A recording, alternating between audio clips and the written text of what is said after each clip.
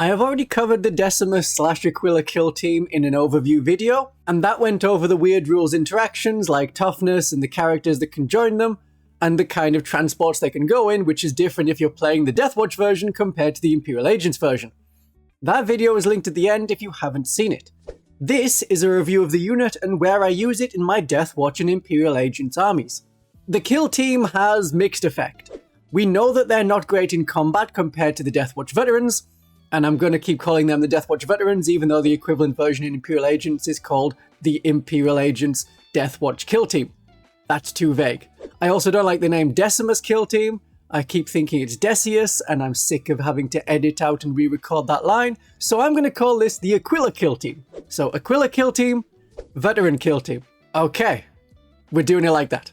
So we know the Aquila Kill Team is not a great combat unit compared to the veterans, but they can be a good shooting unit. It is, however, a pain to roll all of the separate attack profiles, and there is inconsistency at the moment between the app and the faction pack downloads. This is what we expect from Games Workshop when it comes to the Deathwatch and Imperial Agents.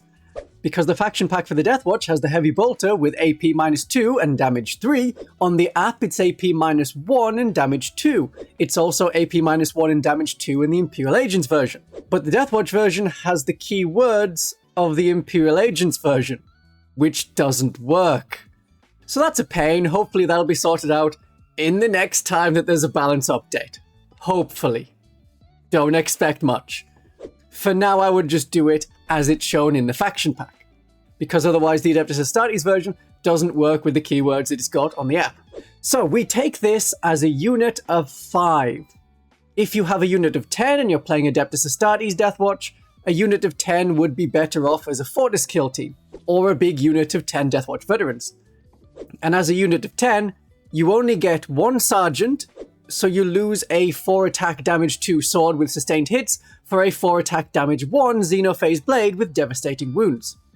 Maybe you like devastating wounds more than sustained hits, but this unit rerolls hit rolls, it doesn't reroll wound rolls. And you also swap out a plasma pistol for a heavy bolt pistol with precision. So 2 units of 5 would be better than 1 unit of 10. Most of the time. So we have the sergeant. Next person, I prefer the power weapon and the shield over the big hammer. You have a better hit chance, a good number of attacks at decent strength with damage 2, and you get the shield, which gives you an invulnerable save.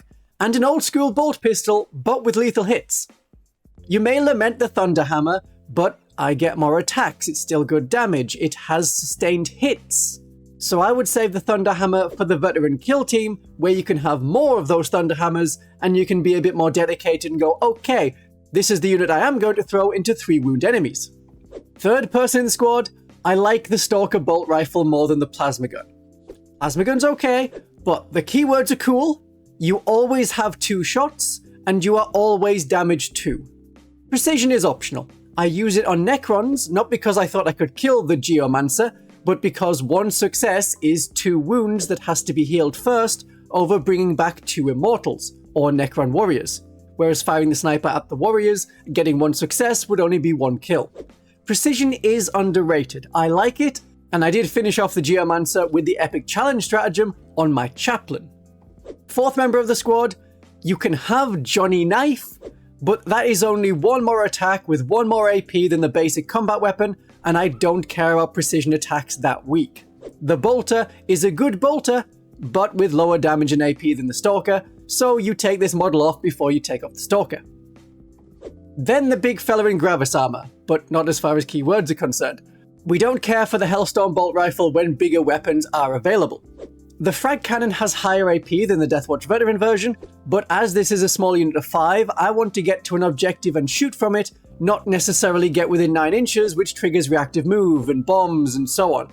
I have nothing against the frag cannon. If you like the frag cannon and it works with the way you take this unit, then make sure you take the frag cannon.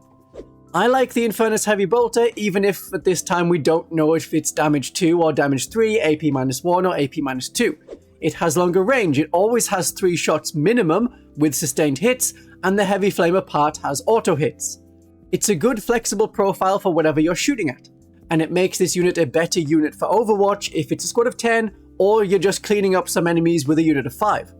Overwatch is very good on this shooting unit because we can reroll hit rolls and we have sustained hits or lethal hits on like all of the guns. Both big guns hit on the 3, so that's better than the Deathwatch veterans. It's just annoying to have to remember that this model moves an inch slower, but they are an irritating sponge for damage to attacks, because they have 3 wounds. Don't try and manipulate this unit so that it's toughness 6 by taking 3 casualties, leaving just the Gravis Marine and 1 other, so if a separate unit then attacks you, you would then be toughness 6. It's not worth it. Take the wounds on the big fellow if he can take it. 1 more living Marine is better than the possibility of getting better toughness for a future attack. I've played 4 games with the Aquila Kill Team. 2 were Adeptus Astartes Deathwatch Gladius Task Force, 1 with the Deathwatch Black Sphere Task Force, and 1 with the Imperial agents in Imperialis fleet. I didn't want to do the Ordo Xenos detachment because that's pretty much the same as the Black Spear Task Force. So in the Gladius games, advance and shoot with the Devastated Doctrine is very nice, as none of the weapons I took have assault. I didn't advance and charge with them in either game, as I wanted to use their guns. But I did enjoy charging them in with Lance and an extra AP from Honor the Chapter, so they can work okay as a combat unit if you need them to, but most of the time they're a decent shooting unit. In the Black Spear Task Force, we have lethal hits or precision on a lot of guns already, so it's only sustained hits that does very much, and we have that on some of the weapons as well. This kill team becomes the cheapest way to hold objectives within the Deathwatch keyword Space Marine faction. The Veteran Kill Team is the same points value. The Decimus Kill Team has 1 extra wound, so can be better at holding objectives. With the further bonus, the Veteran Kill Teams can be dedicated to combat, while the Decimus Kill Teams are your gun-based kill teams who will benefit from the Dragonfire rounds, Hellfire rounds, and Kraken rounds. They are shooting stratagems, so they will more benefit a unit dedicated to shooting than the veterans that you're gearing towards close combat. You could have intercessors, they have sticky objectives, they're a good alternate choice and a cheaper choice, but if you want to be able to teleport around to use a detachment rule, then you will use this Aquila Kill Team. They are a support unit, a button presser and objective holder as a squad of 5, there's nothing super special about them here. When it came to playing them as Imperial agents in the Imperialis fleet detachment, I had a feel of the unit by now. In the Imperial agents, they're not an objective holder because we have far cheaper units like the Battle Sisters of Battle, for that. And they are better than the Fortis Kill Team compared to the Fortis Kill Team the Agents has, which lacks a lot of the lethal hits, the AP, and a punchy unit rule of their Adeptus Astartes counterpart. An Aquila Kill Team has decent guns and versatility for their targets, so a squad of 10 works okay in Imperial Agents, especially if you're adding a character, which you do in the Imperialis fleet detachment, to use the Displacer field and get a 4+ invulnerable save on all of the models, and being able to move even more. And they do like having a 5+ invulnerable save from the detachment rule, or having +1 to hit from the detachment rule, particularly against enemies we're not getting full rerolls to hit against, we're just rerolling hit rolls of 1. Now you're hitting on 2s, rerolling 1s. That's a decent number of shots. And if you didn't have a Watchmaster with the unit, the Emperor's Will is a stratagem that lets you advance and shoot or fall back and shoot. Shooting is what we want to do for the most part. So what kind of characters do we want? A Watchmaster is the obvious one, whether you're playing Imperial Agents or Adeptus Astartes.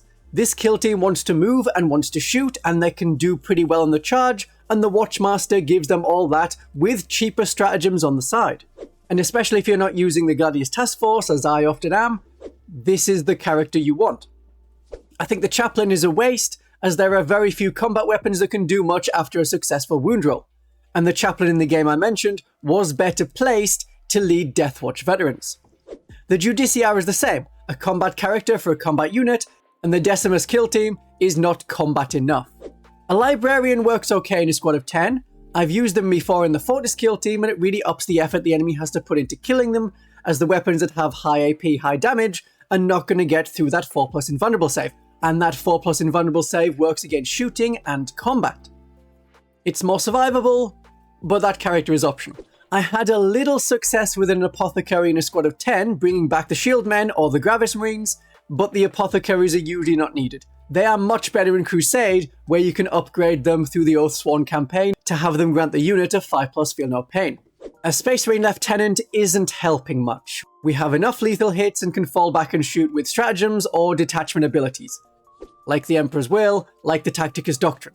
If you're playing the Black Spear Task Force, you don't get that fall back and shoot naturally, but what you are is adding lethal hits, and what you're probably better off doing is adding a Watchmaster, which gives you the same fall back and shoot and charge, but also now you have advance and charge, also your stratagems are cheaper, and you're not doubling up on lethal hits from guns, plus lethal hits from the Lieutenant, plus potentially lethal hits from the detachment rule. A Space Marine Captain is okay, but a Watchmaster is going to be better. Their cheaper stratagems can be used in the same battle round as a Space Marine Captain, because the Space Marine Watchmaster has an ability with a different name. While the Imperial Agents version is called Rites of Battle, like the Captain, just to be difficult, so if you were allying in the Deathwatch to Space Marines, you couldn't use a Space Marine Captain's ability in the same battle round as your allied Imperial Agents Watchmaster. It's weird. It's weird that it's not the same across the two factions when it is the same person. So this kill team has grown on me, where initially I thought, it's just not as good as the veterans. A squad of 5 is nice. A squad of 10 with a Watchmaster is working in some detachments, especially with the Imperial Agents. But to explain a bit more about those keywords, this is the previous video where I introduced them and went over some of their problems and what you can do with them in your games. My darlings and viewers, have a great day of 40k.